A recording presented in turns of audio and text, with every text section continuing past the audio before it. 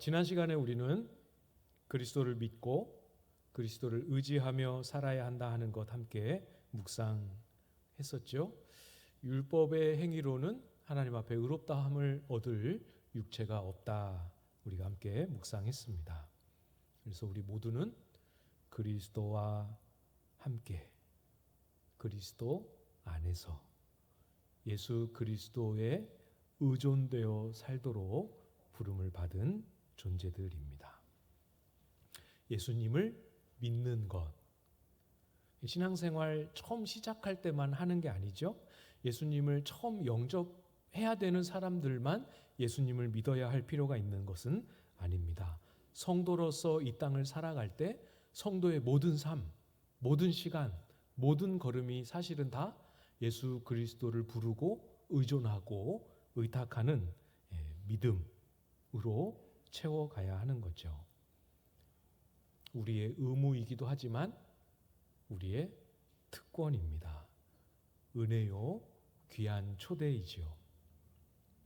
예수 그리스도를 의지하고 믿음으로 우리의 삶을 채워가는 것, 이것은 여러분 이론이 아닙니다. 아주 구체적이고 명확한 실체입니다. 해보시면 알아요. 해보신 분은 압니다. 하고 계시는 분은 더 잘 알겠죠?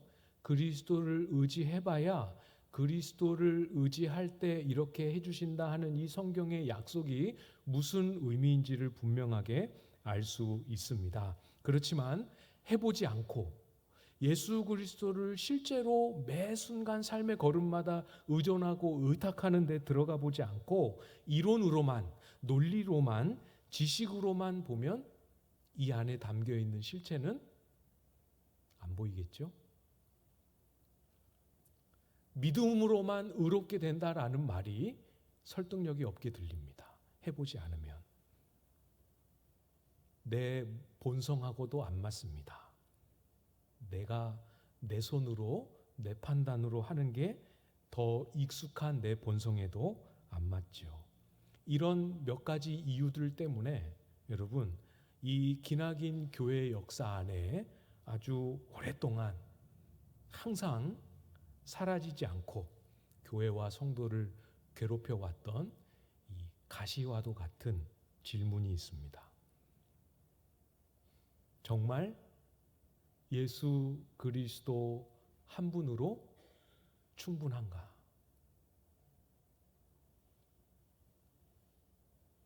여러분도 이 질문을 잘 기억해 놓아 보십시오. 그리고 이 질문에 대해서 과연 나는 뭐라고 답할 수 있는지 여러분 함께 고민을 해 보십시오.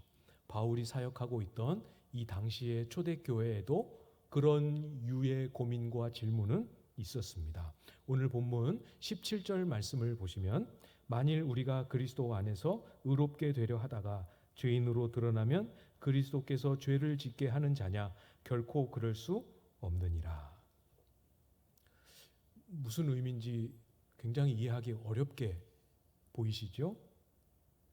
먼저 앞부분만 좀 이렇게 떼놓고 우리가 생각을 해보면 됩니다.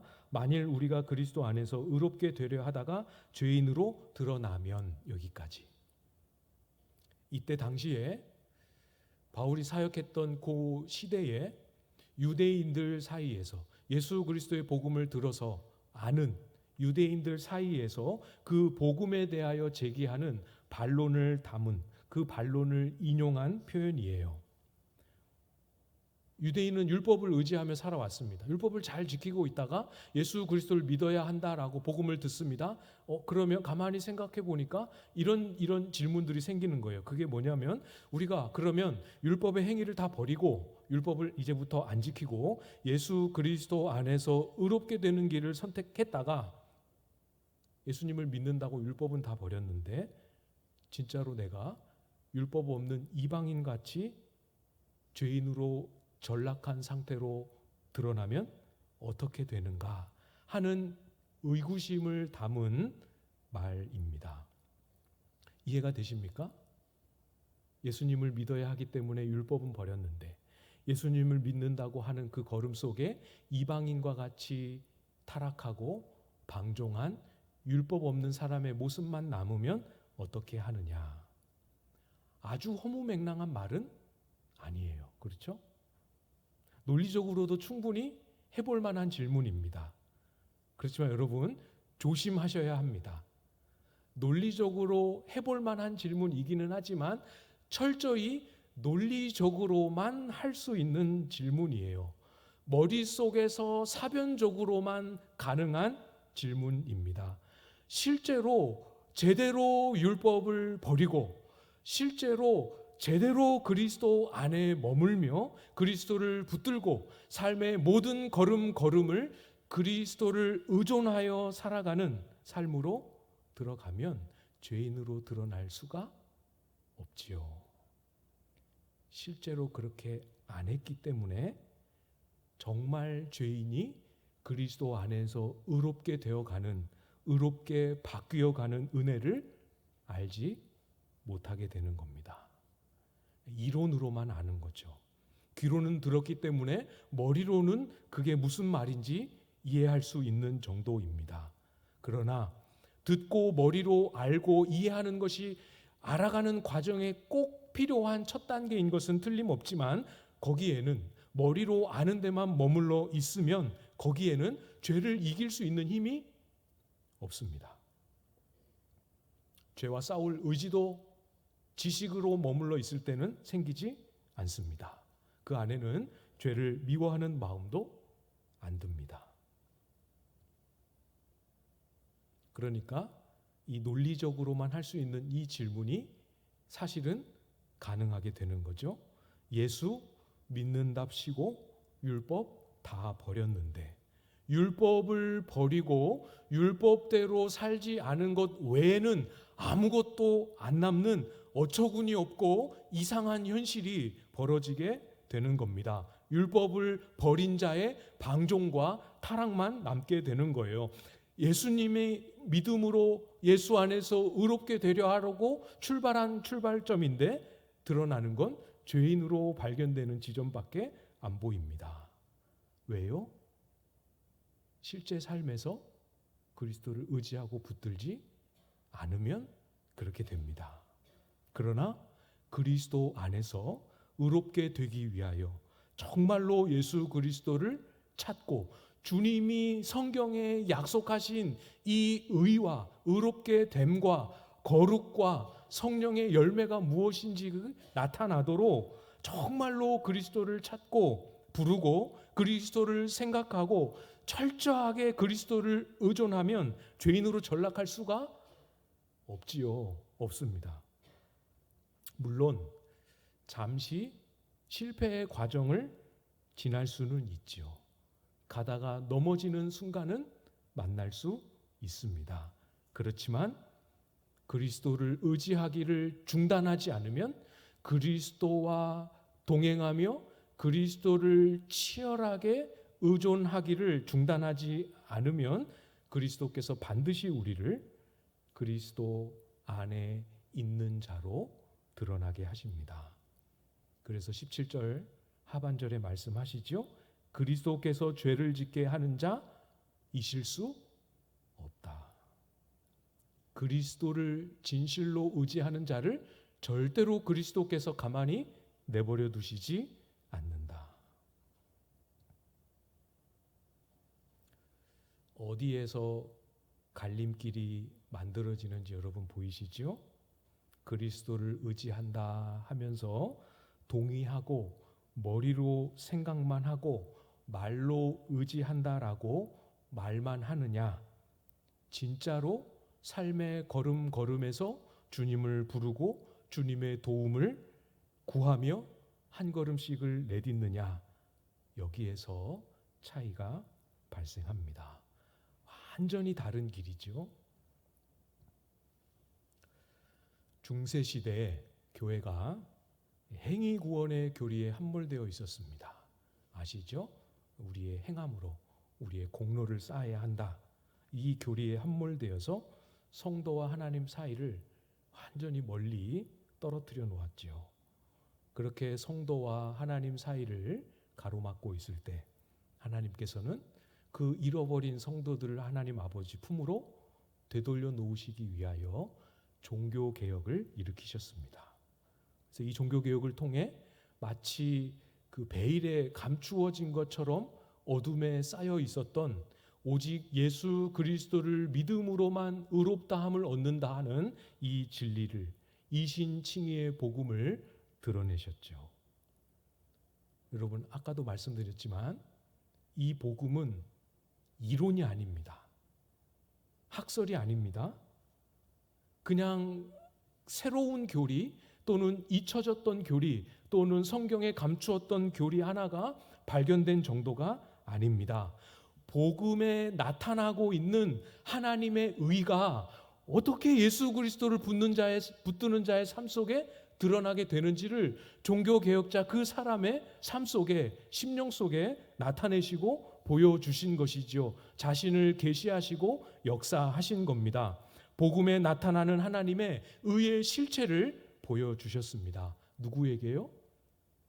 그 하나님의 의가 너무 두렵고 너무 무서워서 벌벌 떨며 성경에 기록된 시편과 로마서에 기록된 하나님의 의의 의미가 뭐냐 연구하고 고민하고 몸소리치도록 씨름하던 마틴 루터에게 하나님의 의는 예수 그리스도께서 십자가에 이루신 것을 믿는 믿음으로 성도에게 주어지는 의라는 사실을 경험하게 하셨습니다. 다시 말씀드립니다. 이론이 아니라 실제입니다. 교리가 아니라 예수님과 살아있고 인격적인 만남이고 인격과 인격의 부딪힘입니다. 지식이 아닙니다. 살아있는 생명입니다. 그런데 종교개혁의 후손이라 하는 현대의 교회들을 한번 잘 보십시오. 지금은 은혜의 시대라. 율법과 행위가 필요 없다. 이렇게 말합니다. 정말 필요 없습니까? 그리스도 안에서 의롭게 되려 하다가 죄인으로 드러나는 이 시행착오에 대해서 침묵합니다. 사도는 그리스도께서 죄를 짓게 하느냐? 그럴 수 없다 강변하는데 교회들은 침묵합니다. 이 땅을 사는 동안은 성도가 완전할 수 없기 때문에 괜찮다라고 덮어두기도 합니다. 심지어 극단적으로 가면 어디까지 갑니까? 구원받은 이후에 짓는 죄는 죄가 아니다 라고까지 말하는 이단도 등장했지요. 구원파가 그렇게 주장하는 이단 아닙니까? 현대의 교회는 죄와 사망, 형벌, 성화, 거룩 이 주제를 주되게 즐겁게 자주자주 가르치지 않습니다. 거룩한 삶에 대해서 강력하게 도전하지 않습니다. 피 흘리기까지 죄와 싸우라 말하지 않습니다. 죄에 대해서는 죄를 하나님 앞에 나와 고백하고 용서를 받으면 우리가 죄에 관해서 해야 되는 일은 다 한 것처럼 여길 수 있도록 여유롭게 안락하게 가르치죠. 거룩한 삶으로 치열한 몸부림과 함께 변화되어 가는 그런 예배를 추구하지 않습니다. 위로와 격려, 감동과 은혜가 있는 그런 예배를 추구합니다. 성경이 그토록 부르짖고 외치고 있는 그리스도 예수 안에서 만나는 예수 그리스도만을 통해서 맛보는 이 십자가의 피 묻은 복음을 번영의 복음으로, 기복의 복음으로 변질시켰지요. 복음을 위해 고난받는 삶 대신에 열심히 기도해서 봉사해서 복받는 삶을 현대 교회는, 한국 교회는 오랜 세월 동안 가르쳐 오지 않았습니까? 사랑하는 여러분, 그 궤도와 걸음은 그리스도 안에 거하는 삶이 아닙니다. 그리스도 안에 거하는 자는 그럴 수 없어요. 사도가 인용했던 17절 상반절에 인용했던 그 질문이 하나의 문장으로 매듭이 지어지기도 전에, 곧바로 말이 끝나기도 전에 반박하지요.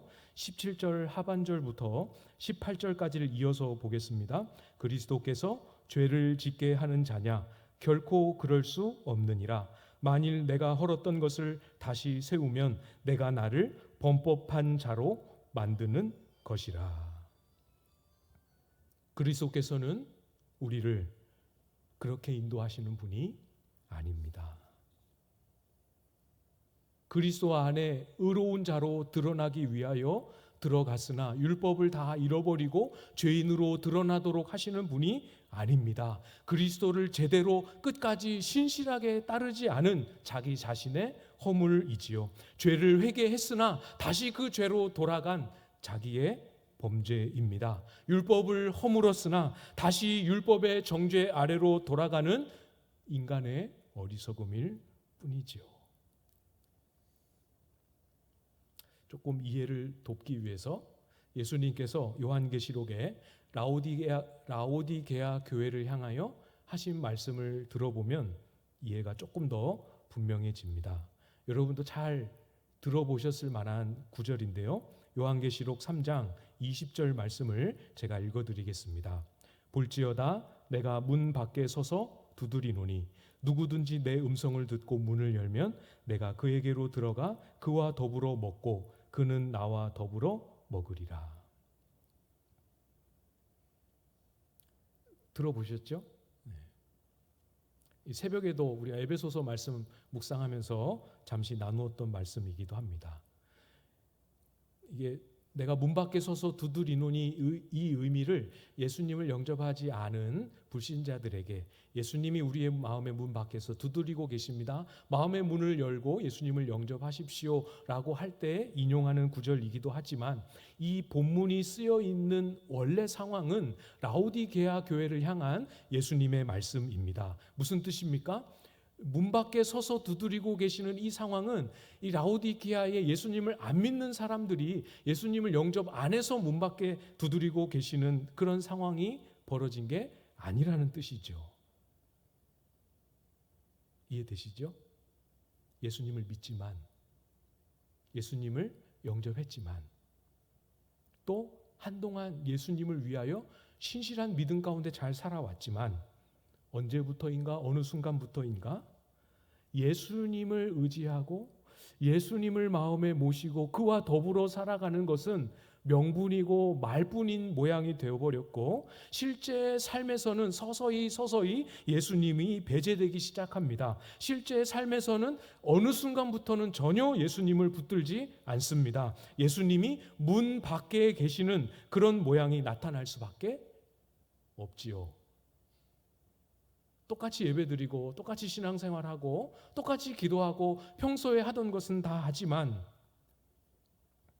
예수님께 귀 기울이지 않으니 평소에 우리에게 들려오던 주님의 음성이 들리지 않습니다. 우리의 일상 속에서 예수님이 우리의 삶에 관여하실 채널을 다 막아놓았습니다. 명령하는 것을 듣지도 않을 뿐더러 들어도 그 뜻대로 행하지 않게 되지요. 실제 삶에서는 그들의 의도와 상관없이 예수님과 동행하지 않는, 예수님이 문 밖에 계시는 이상한 모양이 만들어지게 됩니다. 사랑하는 여러분, 나는 어떤가 잘 한번 돌아보십시오.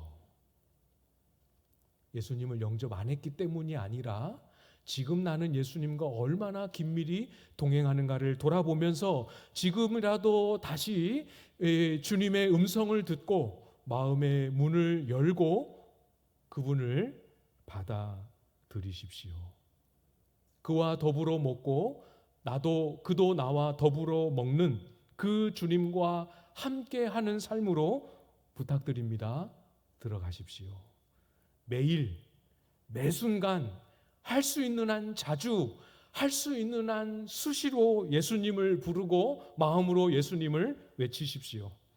예수님과 함께 운전도 하시고 예수님과 함께 산책도 하시고 예수님과 함께 설거지도 하시고 예수님과 함께 장사도 하시고 예수님과 함께 출근도 퇴근도 하시고 예수님과 함께 직장에서 동료들과 회의도 하시고 예수님과 함께 하십시오. 하십시오. 해보십시오. 해보면 그렇게 지나칠 만큼 주님과 동행하기 위해서 주님을 의식하고 주님을 기억하고 주님을 생각하다 해보면 나와 어느덧 함께 하시는 주님이 조금씩 감지되기 시작하고 비로소 예수님이 함께 하시기 때문에 평소에는 했지만 이제 못하겠다 싶은 일들이 생기기 시작합니다. 무슨 뜻인지 아시겠죠? 반대도 있겠죠? 주님과 그렇게 모든 시간, 모든 순간을 함께 하려다 보면 예전에는 안 했던 일인데 예수님이 함께 하시기 때문에 때로는 어쩔 수 없이 때로는 자원함으로 안 했던 일인데 할 수 있게 되는 일이 생깁니다. 이거 해보셨습니까? 이게 뭔지 혹시 지금 누리고 계십니까? 이게 바로 오늘 설교 제목이죠. 내 안에 그리스도께서 사시는 것. 오늘 20절 말씀입니다. 우리 같이 한번 읽어보도록 하겠습니다. 20절 시작. 내가 그리스도와 함께 십자가에 못 박혔나니 그런즉 이제는 내가 사는 것이 아니요 오직 내 안에 그리스도께서 사시는 것이라. 이제 내가 육체 가운데 사는 것은 나를 사랑하사 나를 위하여 자기 자신을 버리신 하나님의 아들을 믿는 믿음 안에서 사는 것이라. 아멘.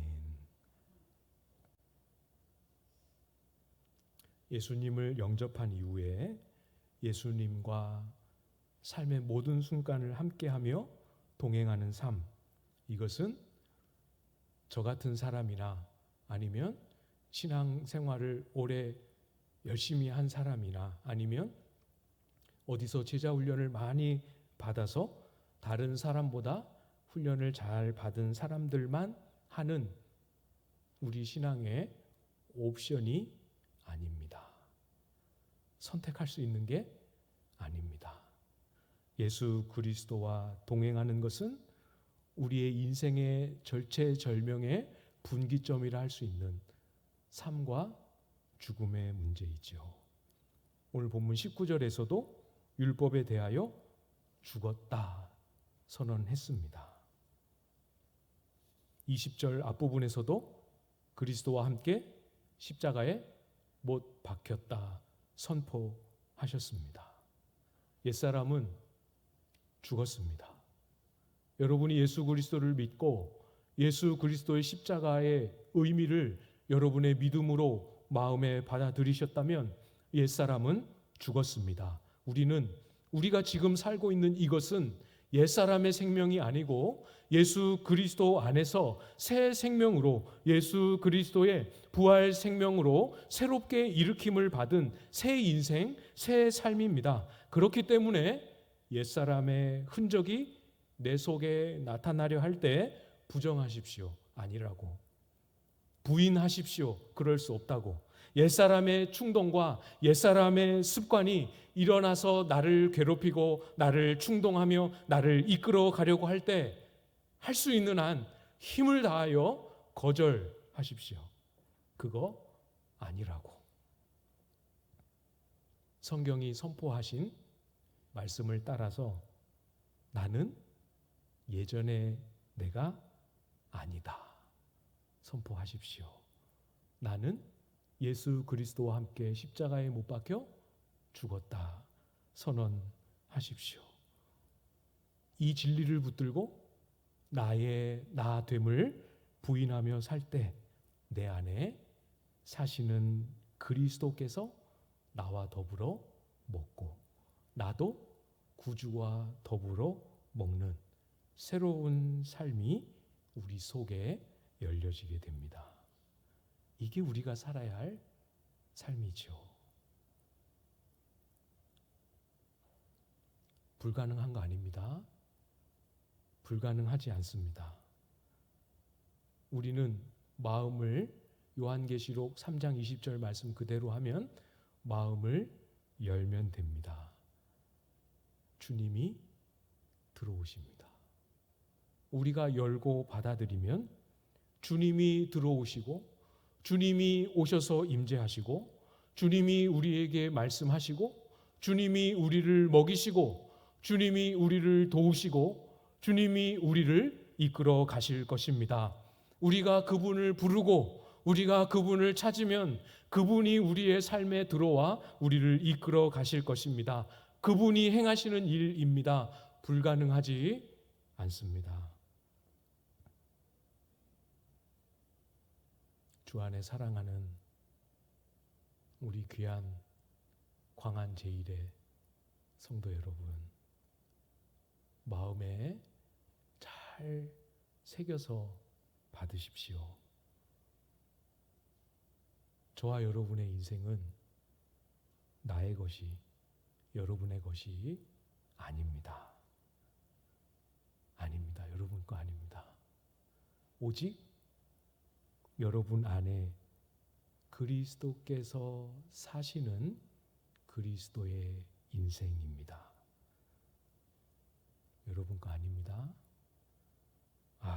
목사님, 내가 건강도 이제 다 약해져 가고 젊음도 다 잃어버리고 재산도 부도 다 없어지고 이제 내 인생 남은 거 이거밖에 없는데 이 남은 이 인생마저도 내 것이라고 마음껏 부르지 못합니까?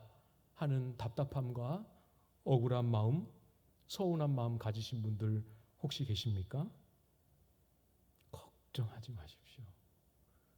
내 인생 내 것이라고 주장하고 고집하고 살 때보다 그리스도께서 사시는 그리스도의 인생임을 고백할 때 훨씬 더 부요하고 풍성한 길이 여러분에게 열릴 것입니다.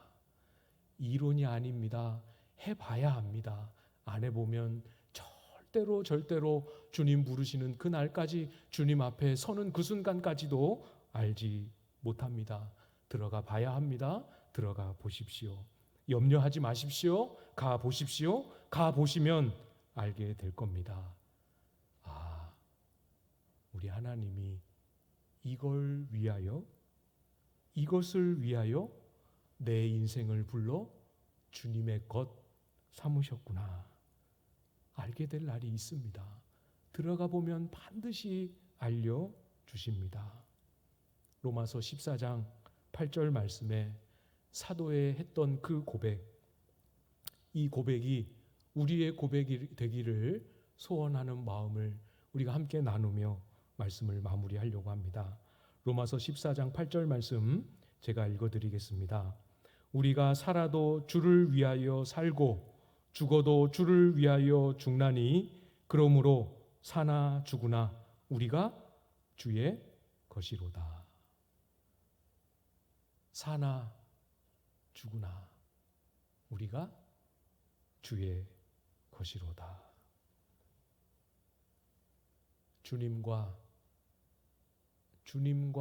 동행하는 우리의 삶에서 주님의 이름을 더 자주 부르고 기억하며 붙잡는 이 동행함을 신실하게 이루어내서 로마서 14장 사나 죽으나 주의 것이로다 하는 이 고백이 나의 고백이 되는 은혜 여러분 모두에게 꼭 있기를 간절히 간구합니다. 나를 위해서는 실패한 인생이 되었을지 몰라도 주를 위하여서만큼은 성공하여서 주님을 기쁘시게 하고 우리 자신이 예수와 함께하며 예수 안에 있는 자로 드러나고 발견되어지는 이 복락 아무도 소외된 분 없기를 주님의 이름으로 축복합니다. 기도하겠습니다.